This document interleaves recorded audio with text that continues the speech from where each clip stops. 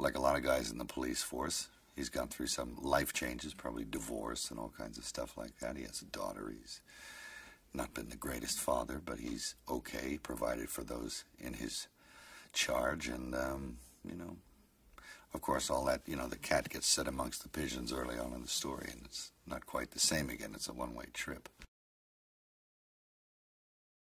You're not too far into it before there's a pretty graphic murder, and it's assumed that she's not the target, but that her father is because of his law enforcement background. Somebody wants to get even or something, but he quickly discovers that that's not the case at all, and that he didn't really know his daughter as well as he thought he did.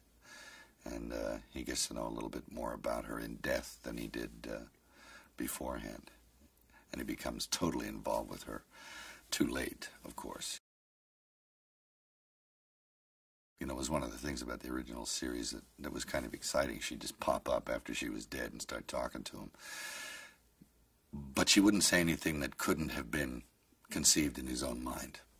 So it was an exercise in him not being quite with it.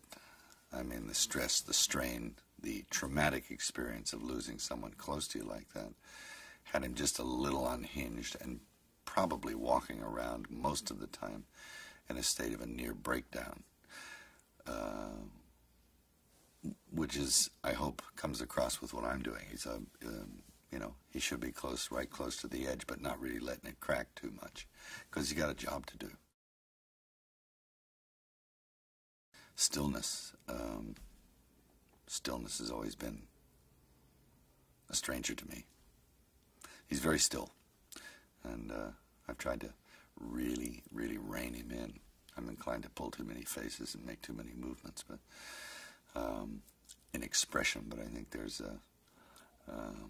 a degree of control, and he's not an extrovert. He's a very introverted man, I think, and so I proceed that way. Jedburgh, I think, is a very mysterious character, but he's got a scene in which he clearly shows you what his occupation is, and that's a pretty good clue. And in a way, sometimes it doesn't pay to spell it out too much. You get a sense that he's very dangerous. You get a sense that he is very capable, very intelligent, and that it could go either way with a guy like this. Well, he's just you know, he's the man in charge at Northmore. He seems to have all power there, including autonomous security and all kinds of things that go outside the realm of propriety. And it's suspected that he steps over the line here and there to keep his own interests safe. So, you know, you're talking about someone who's probably corrupt.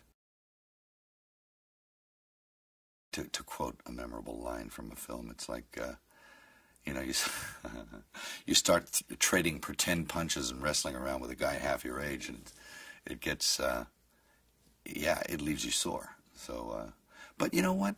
Hey, I can still do it.